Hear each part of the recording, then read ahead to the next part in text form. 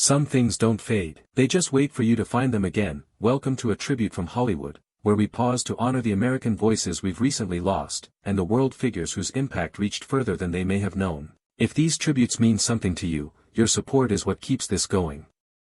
When word came that Riff Hutton had passed at 73, it didn't hit like breaking news. It came in slower, the way certain losses do, especially when they involve someone you'd seen so many times you stopped noticing how much you were counting on them. For those who grew up with weekly television, his face was familiar in the best way. Reliable. Comfortable. Most will place him as Dr. John Welch on Doogie Howser, MD, back in the early 90s. Neil Patrick Harris was the center of that show, but Hutton gave it weight. He wasn't trying to steal scenes. He was doing something harder, making them feel real. Then came Jag, where he stepped into the role of Lieutenant Commander Alan Maiden. Late 90s, early 2000s. A more structured world, a more buttoned-up tone, and he wore it just as naturally. That's a specific kind of talent. Moving between worlds without losing yourself in either one. He was born in Texas in 1952, part of a generation that watched television become the heartbeat of American homes. Actors like him didn't just appear in that era. They helped build it, quietly, without asking for much credit. A true working actor. Present, professional, and now gone. There are names tied not just to music but to entire chapters of a life. Hearing that Bob Weir has passed at 78 carries that kind of weight.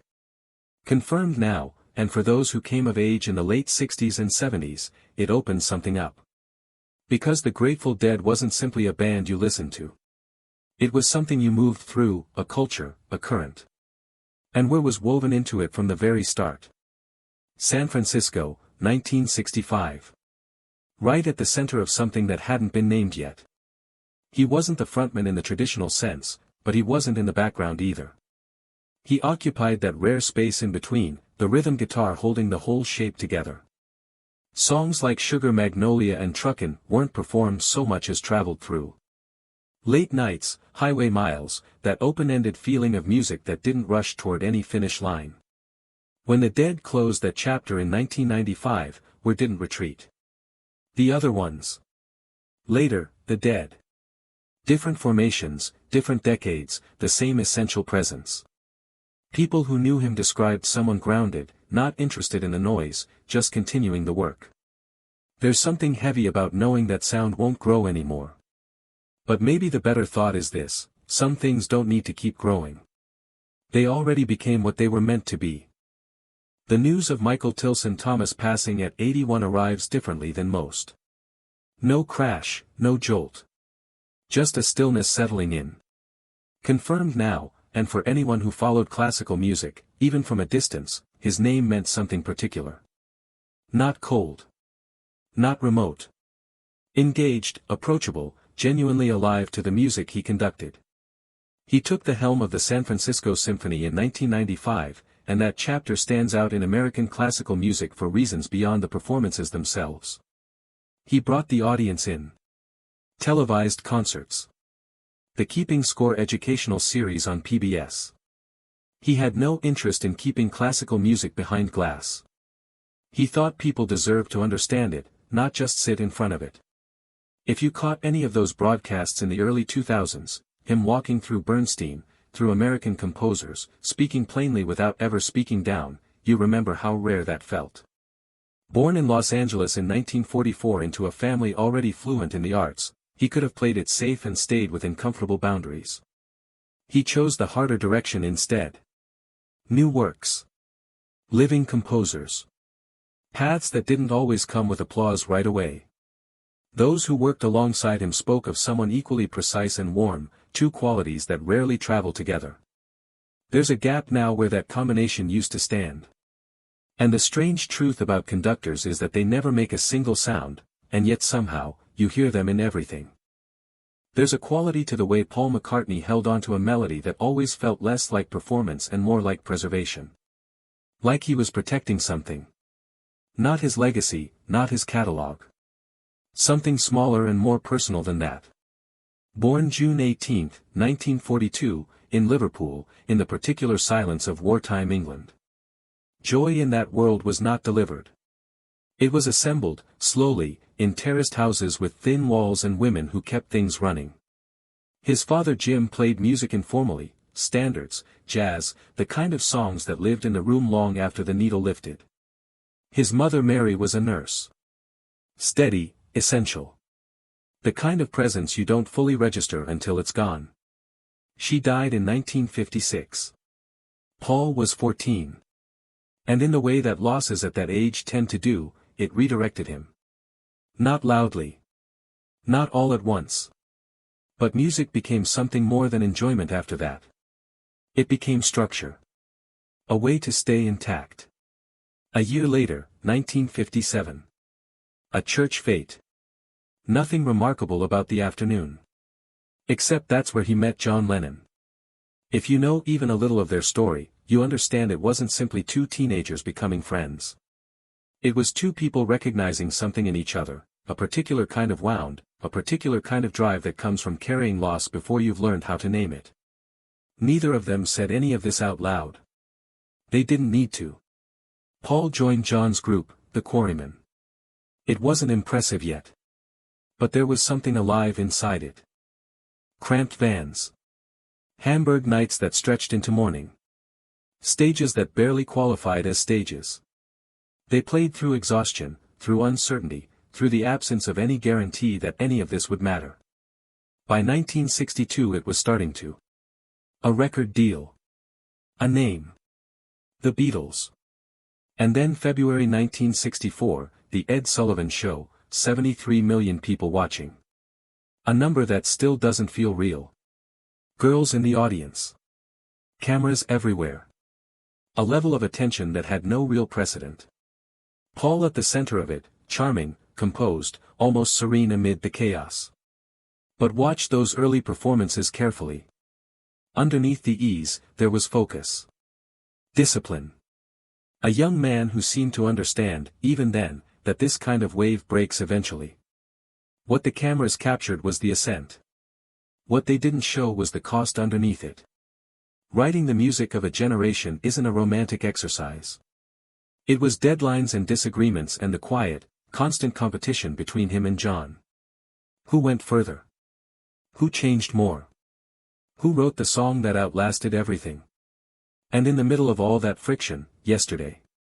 1965, a single voice, an acoustic guitar, a string arrangement of almost painful simplicity. He woke up with the melody fully formed and spent days convinced he must have borrowed it from someone else. That's worth sitting with. One of the most recognized songs in recorded history, and its writer wasn't sure it belonged to him. That kind of doubt doesn't dissolve at the top. It just gets quieter. By the late 60s, the seams were showing. It wasn't just musical differences, though those were real. The thing that had held them together was starting to give. In 1970 it gave completely. The Beatles were over. And for the world, that meant something enormous. For Paul, it meant something closer to collapse. He withdrew. Scotland. Solitude.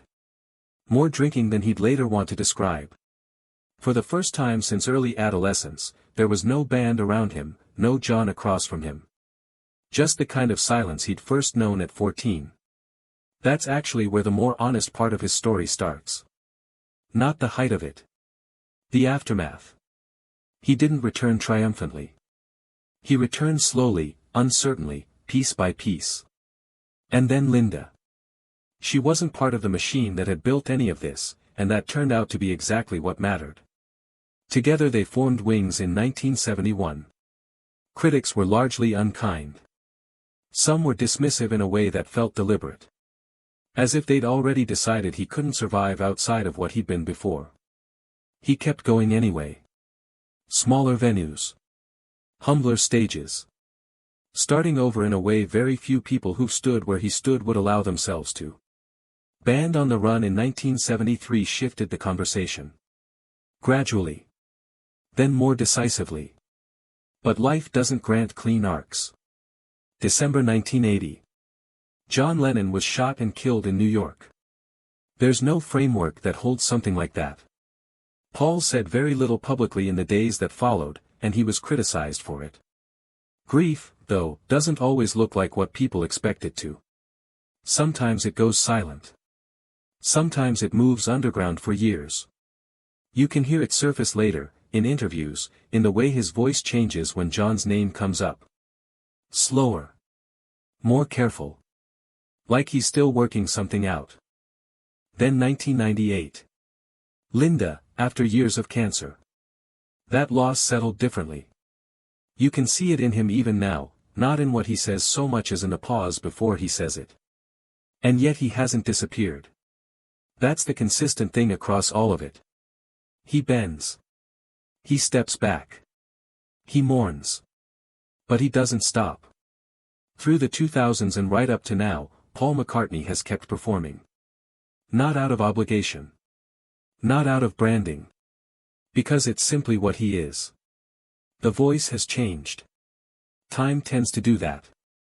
But the presence on stage carries something the years haven't touched, a kind of awareness, an ease that isn't casual so much as earned. He doesn't pursue the moment anymore. He stands still and lets it arrive. For the people who grew up with his music, that's not a small thing. Because he isn't simply something to remember. He's still here. Still carrying all of it. Still finding a way to make it feel like something true. Some guitar sounds don't just accompany a memory. They are the memory. Hearing that Steve Cropper has passed at 84 brings exactly that sensation. Confirmed, and for people who had a certain radio in their lives during the late 60s, this reaches back to something foundational. Windows Down. A song you didn't realize you were committing to memory until it was already there permanently. Cropper wasn't a household name to the general public, but inside the music he was everywhere. A founding member of Booker T and the MGs. A central architect at Stax Records in Memphis. His guitar style was precise, restrained, perfectly weighted, nothing extra, nothing missing. You know it when you hear it. Sittin' on the Dock of the Bay. Soul Man. The recordings with Otis Redding. Those tracks didn't happen by accident.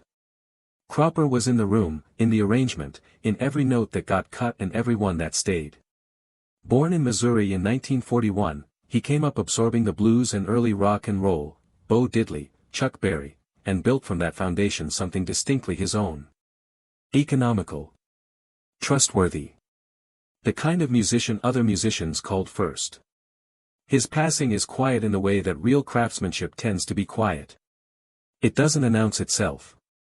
It becomes part of everything around you, invisible until it isn't there anymore, and then suddenly you feel the whole shape of what's missing.